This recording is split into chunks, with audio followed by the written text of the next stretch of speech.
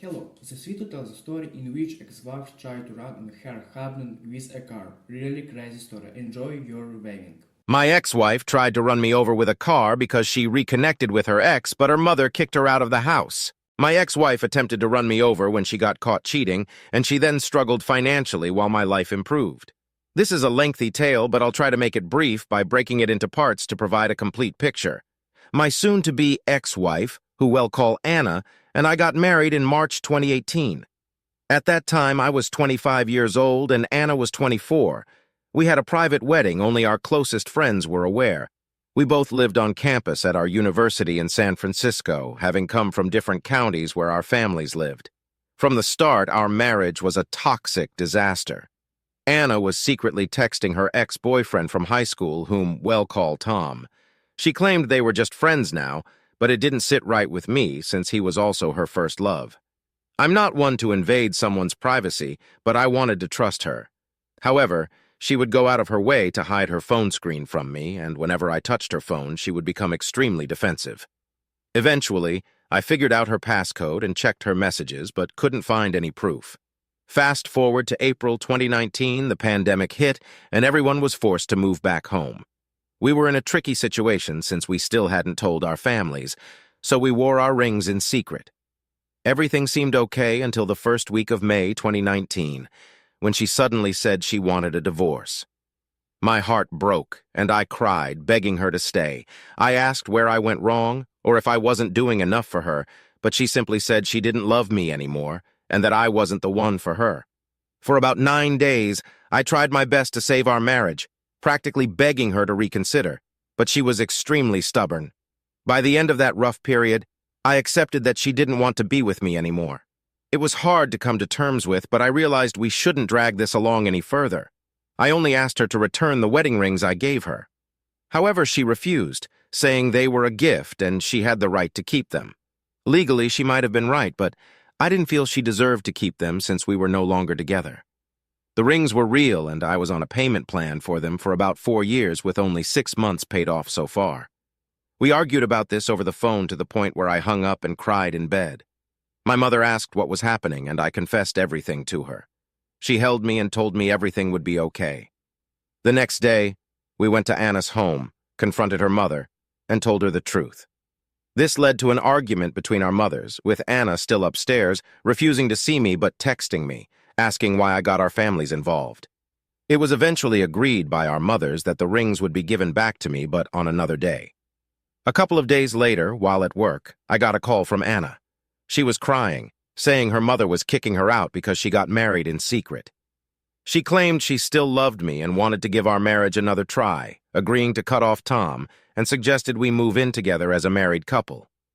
Being the lovesick fool I was, I rushed out of work to meet her, and we immediately started looking for apartments in the area. I found us a fairly cheap apartment due to the pandemic, with a move-in date within 8 days. When I got home, I told my parents the news, and my mother was not happy. She warned me that I was making a mistake and needed to reconsider. Rethinking all this, my father was disappointed but stated it was my life and my choice. For the next few days, my friends helped me move things from my place, and I barely talked to my parents during that time. It was heartbreaking for my mother the most, and it hurt me seeing her upset as well. The first day in, I felt like our marriage was finally moving in the right direction, and I was finally feeling the happiness I had before she told me she wanted to divorce me. However, that happiness did not last long. A few weeks after moving in, we got invited out for some drinks, and when we got back home, I went through her phone to find conversations between her and a different ex, who we will call Alex. The messages went back to around the time she asked for a divorce, and this made my legs crumble. She was passed out on the bed, but I woke her up by splashing water on her and started screaming at her. She was confused as she was still tipsy, but I was very furious and yelled at her for over 2 to 3 hours. At one point, I demanded she leave. As she started to come back to her senses, she began swinging at me and chasing me around the apartment, actually punching me a few times and clawing at me. I'm not a violent person at all. I took the abuse and just locked myself in the room to keep her away from me. She started crying and begging me to forgive her, to the point she was on her knees, stating she would do anything to make up for it. We just began arguing and then slowly talking about the situation through the bedroom door. Eventually, we both calmed down and went to bed as it was 4 a.m. when this was happening. I didn't sleep, however, and when 7 a.m. came around, she woke up with only half the memory of what happened overnight. I yelled everything back to her again, but this time she was sober enough to understand what was going on and again pleaded for me to stay. She cried, stating she had nowhere else to go. At that moment, I hated her very much as I felt she stole me from my family, my friends, and my life. From what I saw in the messages, there was nothing that indicated they had done anything physical, at least from what was texted. However, there were conversations with clear intentions, such as her calling Alex and Alex suggesting they should make a video together, which I still considered cheating. After further arguing, I told her as long as she promised nothing happened between her and Alex, I better not see her talking to Alex ever again, or I would leave her. This time she pleaded that nothing ever happened. But during the same conversation, I asked if anything had happened between her and Tom. She paused and said no. It was at that moment that I wanted to investigate further. My gut told me this was only the beginning of what was to come, and that it would turn my world upside down. I'll explain more about this another day. Following my previous post, we are now in May 2021. When I asked if anything happened between her and Tom, she reluctantly responded no in a way that made me suspicious. To add a bit more context, when we first moved in April 2021, I was working at a call center about an hour away from our apartment from 9 a.m. to 7 p.m. She was not working due to her job being closed, so I had to start doing Uber Eats, Postmates, and DoorDash, which would usually be 9 p.m. to 3 a.m. after work or whenever on my days off. Also, after the first night we moved in, I was given the cold shoulder from her every night. While I was at work, she would text me cute things, such as repeatedly saying she loved me and was waiting for me to come home to cuddle. However, once I got home, she would barely touch me or look at me, which led to my discovery about her and Alex. We're in June 2021, weeks after the incident. At this point, I'm keeping my distance from her, keeping my same work routine while also trying to finish college classes online. She was not working yet, but whenever I came home, it was never cleaned unless I did it. Around this time, she also adopted a mini golden doodle, but when we moved and I brought my Shih Tzu along with us, whom she loved dearly until our doodle came around, she also gave him the cold shoulder. For the next few months, it was the same routine. We tried to talk and go out on dates, but it always ended in silence. I tried to break the ice and see if we could work it out, but she never wanted to express herself. Little by little, I felt my love for her fading as I became numb to her treatment towards me. That was until October 2021 when she finally opened up to me. She apologized for her treatment towards me the past few months. We felt like we were both ready to leave the past behind and just focus on us now. It was us against the world. This felt more powerful when I caught COVID-19 the following month, where she cared for me the way a wife should. She ended up catching it from me once I recovered, and I returned the favor. After that, we started acting more like husband and wife. She finally started getting into my hobbies, such as video games, anime, art, and photography, even coming along with me during my late-night deliveries where we would vibe out to music, and she would help as well. We discovered new things about each other, went on dates, and honestly, it felt heartwarming being in her presence again. That spark between us was finally coming back, but I still had a secret grudge against her actions, as it was hard to move on from it. All was going well until a few days before Valentine's Day 2022, when I made another discovery. These past months, I still secretly went through her phone every now and then, but honestly never found anything between her and Alex besides what I already knew. However, I decided this time to take it a step further and look at messages between her and her best friend, who she would constantly send all the gossip to with long messages and screenshots. Going through the messages made my heart sink even more when I found more details about her and Tom. It turns out that Anna and Tom slept together a few days before she asked me for a divorce, and this was actually the true reason for her asking me for the divorce. As I kept reading, it turned out Anna and Tom had a conversation sometime in October 2021, I guess for some closure between them, which is why she finally decided to give us a shot. Oddly enough, I was not surprised this time. I woke her up from her nap and just straight up confronted her about what I just read in a surprisingly calm tone. She started crying and apologizing about it, and then I just stepped out and went for a drive to clear my mind. Many dark thoughts were going through my head, feeling like I had no one to turn to. For the next few days, I avoided her actions as much as possible. We still slept in the same bed, but there was no physical touch between us. On Valentine's Day morning, I got a couple of nudges from her in a cutesy tone, asking what I had planned for her today. Keep in mind, I was extremely exhausted from work and my deliveries from the whole week, and obviously, I was still heartbroken. She started crying, saying that I didn't plan anything out for her. Once I heard that, I jumped out of bed and began scolding her about how crazy she was to think I would do anything for her after what I just discovered. I yelled at her how she does not deserve anything from me and how our marriage is a total disaster. Now you may be wondering why I am even still here with her. Well, at this point in my life, I honestly did not have the energy. I was completely blank, a complete 180 from the person I used to be. I used to be creative, making drawings and paintings, doing photography and videography, and always looking forward to the next adventure. But I was hollow, feeling like there was no point to life. I know I'm stupid for this, but I just felt like it was easier to hide it from the world. We were already so deep into the marriage that it felt like there was no going back, because if I did, then what would I do? It was a dead end for me, and I blamed myself for relying on her to make me happy despite also making me the saddest. This doesn't mean I forgave her or anything. I just became more numb. So after this discovery, we again entered another period of keeping our distance. Around April 2022, she took a trip to Peru with her grandmother, and honestly, I was a little excited to have the place to myself for a chance. I told my friends the news, and they began showing up at my place frequently while she was away. Not knowing what I knew, they made me feel like my old self again, doing our old late-night shenanigans and activities like game nights, watching movies, or just hanging out. I loved the happiness I was getting back, even if it was for a moment. At the same time, the lease on our apartment was up by the end of May 2022, and I'd been speaking to my father about my possibilities. That same month, my mother went up to Chicago to spend time with family members for the remainder of the year, and my dad came up with the idea of letting me and Anna stay at their home while he followed her to Chicago. I agreed, but Anna wasn't so enthusiastic about it. However, I didn't need her approval. It was either here or having our rent twice the price from before for another year. I moved back in with my parents in June 2022. Anna was still in Peru, but was returning in the next few weeks. I finally felt at home again, moving back into my old room and seeing the layout that represented my spirited youth.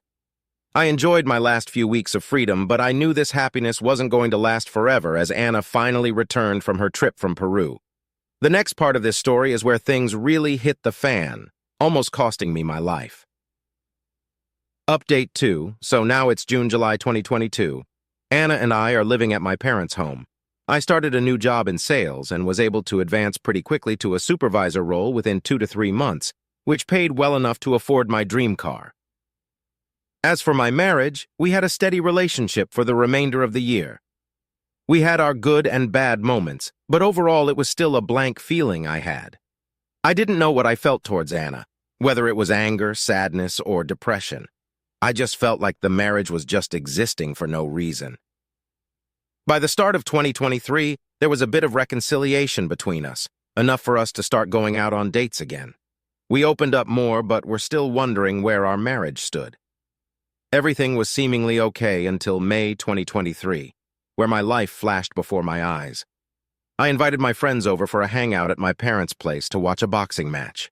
I told Anna about it and stated how it would be only for a few hours and to expect some yelling as we get passionate about sports, and she was okay with it.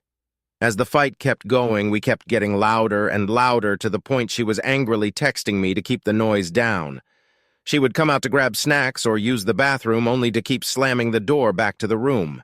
After the fight, one of my friend's trucks had a dead battery, so I used my car to jump it. While we were jumping it, the 4 of us kept conversing for about another half hour. While we were talking, Anna demanded me through text to come. Inside repeatedly, to which I texted back that we were finishing up as I was just about to head inside. Anna stormed outside the house and headed to her car. I asked if everything was okay, but she had a very serious look on her face and angrily pushed me aside. Before leaving for Chicago, my dad had installed outdoor solar lights in the front yard.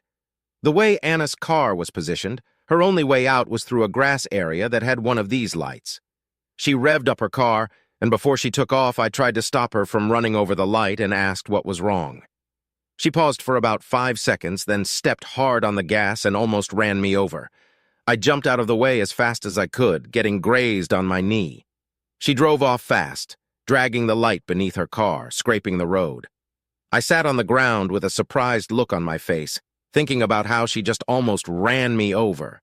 My friends helped me up and asked if I was okay. I just looked at them in shock, and they offered their help. I told them just to go home while I went back inside, shaken up from the moment. I kept calling Anna's phone to see why she did what she did. I went inside our room to find her phone on the ground, unlocked. I went through the phone for the first time in months and found out there were still secrets to uncover about Anna. It turns out Anna actually had a continuous affair for months, ranging from March 2021 to October 2021. I finally felt something in my heart and brain to do what needed to be done a long time ago. It's about 2 a.m., and I was still freaking out about this incident. I repeatedly called my sister, who lives down the road from me, about what just happened but got no response. Anna returned and tried to enter the home, but I managed to lock the door with an additional lock. I sneaked out to the back and drove over to my sister's house while hyperventilating as Anna pursued me. I got to my sister's house, knocking, but as Anna pulled up in the driveway, I began knocking frantically. My sister and her husband finally opened the door, which caused Anna to back off and drive away. I explained the situation to my sister and cried to her about what just happened, and finally opened up about how Anna had cheated on me in the past. It was a hard pill to swallow, but I was ready to finally let this marriage go. I asked her to accompany me back home to make sure Anna didn't try to hurt me again. When we got there, Anna was already packing up her belongings. I kept my distance for about 5 minutes, then asked her to give me back the rings and the keys. She already expected this, as she had them in her pocket and gave them to me. She grabbed her suitcase and took our golden doodle with her. My sister and I talked a bit longer, and then she finally went home. That night was a long one for me. I slept at about 6 a.m., only to be woken up at about 7 a.m. to knocking on my window from Anna. She had spent the remainder of the night in her car and asked if I could at least take the golden doodle back inside. As much as I wanted to, I ignored her knocking. This went on for about 30 minutes. Later on, I reached out and met up with her to talk about the situation. I finally told her about everything I knew and decided it was better for us to separate. She cried and begged me to let us work this out. But I was tired of the emotional and physical abuse all these years, the lies, the heartbreaks, everything. As toxic as it sounds, what followed afterwards for Anna was actually sad, but satisfying, as I felt like I was karma for everything she had put me through. I will sound like a jerk in the next part, but I believe I deserve genuine laughter for once. Anna moved back in with her mother, but not for long, as she did not get along with her stepfather and had too much pride to be living under her mother's roof again. She ended up finding her own place in September 2021, stating that if I ever wanted to make it work out, I was always welcome to move back in with her. My parents came back from Chicago about a week after we separated. A majority of the furniture in our bedroom was hers, as she made me throw out my items such as my bed and drawers and replace them with hers, as it looked more classy. Besides the bedroom, we had a couch, tables, kitchen appliances, etc., all boxed away in another room in the house. The day she told me she was coming to take her belongings, my father and I left everything out in the driveway, but did not bother to help them move anything into the truck. She brought along her mother, stepfather, her uncle, and her 2 aunts, who I would say are not all physically strong people.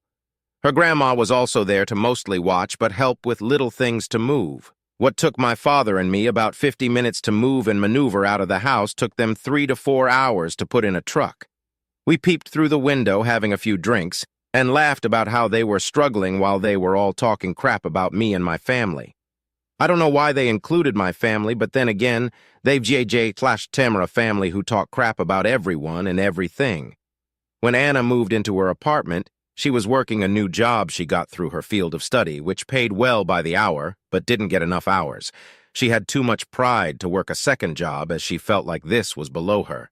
Because of this, she struggled to keep up with her rent, electricity, water bill, car payments, insurance, etc. She reached out to me a couple of times asking for money, but I refused to help her as I felt like her financial problems had nothing to do with me. Anna would try to gaslight me into giving her money, saying I shouldn't let her golden doodle suffer along with her, to which I replied that she should go ask her lover for money. I was surprised to learn later on that she told her mother the truth, and her mother took my side and stated she would not be giving her money either. The rest of her family still hated me for not wanting to work it out after she cheated, but their opinions didn't matter because none of them were married themselves.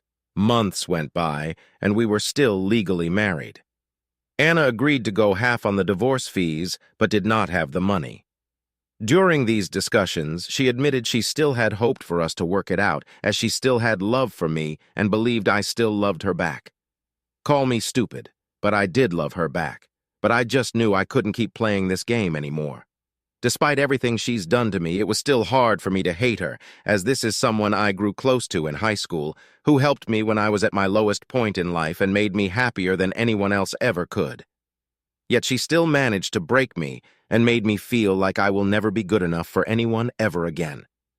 We still have each other on social media, and even though she claims to be struggling with money, she always seems to be out every weekend at the clubs. This usually ends up with her drunk texting or calling me, stating she was wrong for how she treated me. Whenever I post on my Instagram or Snapchat stories about being out late at night, she's usually the first to see my posts, usually within a minute. She acknowledges that I look happier without her. As of now, I wouldn't say happy, but I do feel like this is freedom. Since moving out, she's gotten into 3 car accidents just a few months apart. We're no longer on the same insurance together, but she still called me asking if I could financially help her, which I refused, and told her she was on her own now. I still had her on my phone plan a few months after, but decided to disconnect her line without letting her know. Once reconnected, she angrily texted me days later about how she lost her number and had to get a new phone because her current phone was still locked with my carrier, and she couldn't call to unlock it since I was the account holder. She called me a jerk, and I couldn't help but laugh about it. I have this ex-girlfriend that I ended things with on good terms. We were friends until Anna and I got married, where she forced me to cut off my friendship with her out of fear that my ex would try to get with me again. We started hanging out again, and when Anna found out, she swore that I only divorced her to get back with my ex. I had no interest in her after the breakup, only seeing her as a friend at this point, even after Anna and I separated. From what I heard from a mutual friend, she tried to get back with Alex, who now has a girlfriend and a child. She also tried again with Tom, who now has a girlfriend. Anna would sometimes reach out to me about how she's still behind on certain bills, barely eating, almost got evicted twice, and can't afford to care for the golden doodle. If I had to guess, she's most likely getting money from her grandmother. We would still text from time to time to figure out a court date or days where I still had to give her some leftover stuff from home. She would always say she would never find a guy like me, and how much she wishes we could try again, and regrets her actions. Part of this made me feel happy for Karma. The other part made me feel sad about how everything led up to this moment. Around March 2023, we went to court to finally file our divorce. While waiting for our turn, she stepped out and bawled her eyes out while I just sat there, not knowing what to think. After about 10 minutes, it was finally our turn, and we began signing away. Ever since then, we just now talk with a few texts once every 1 to 2 weeks, saying what we have left to say. As for myself, I was promoted to manager a month after we separated. I stayed in this position until November 2022, as I was overworked to the point of getting no sleep. I was able to find a better paying job, one that I continue to work for to this day. During the marriage, I gained weight from overeating to help cope with my depression. I've been going back to the gym but need to work on getting a routine. I have big plans with my friends for the summer and myself for later this year. It's now June 2023.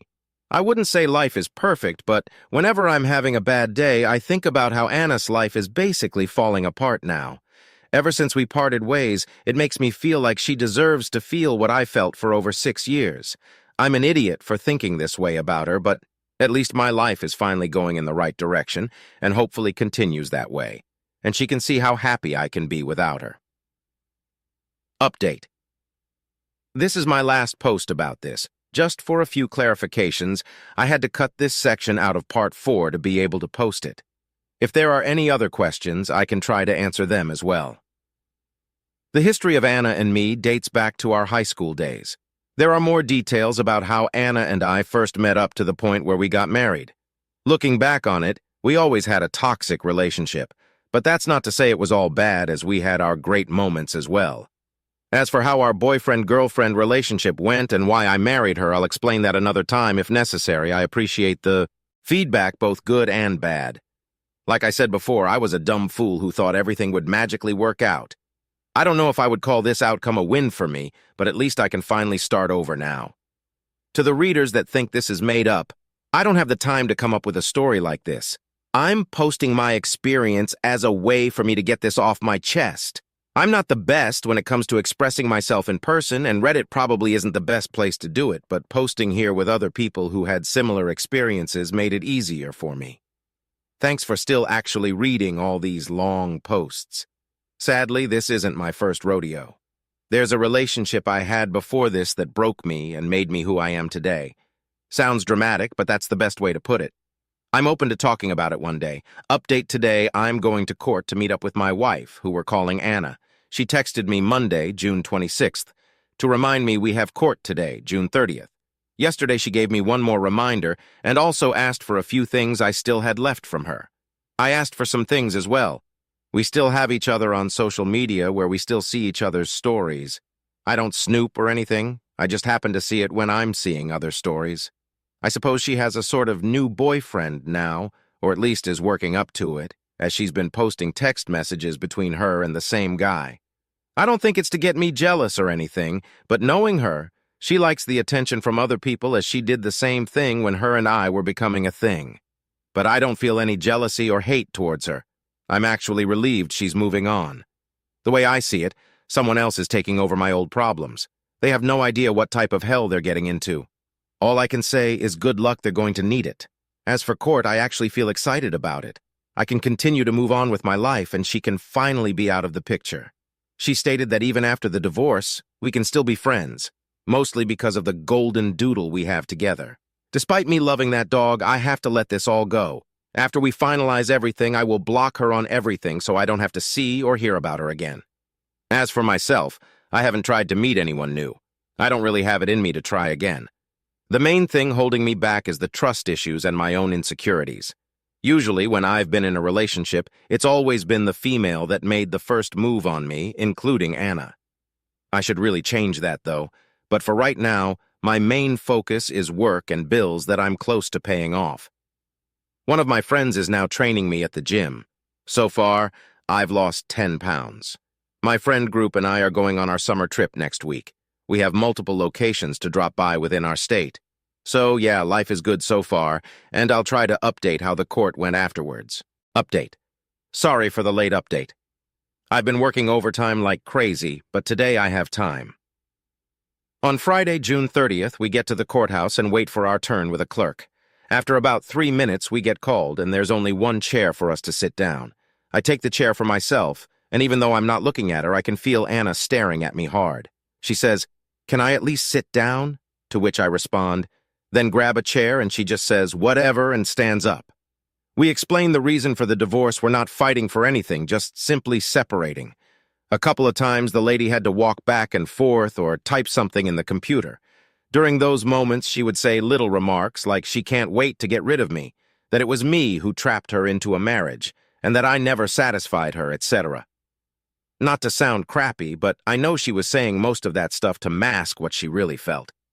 I know this because she followed up by saying she hopes I have fun with my ex, who we're still friends with. But like I said before, I have no interest in her, but Anna swears I'm in love with her. While we kept going back and forth, the clerk was trying so hard not to laugh. We pay the fee, and now we just have one more court date in 1 to 2 months. It was raining when we walked out, so we still discussed a few things.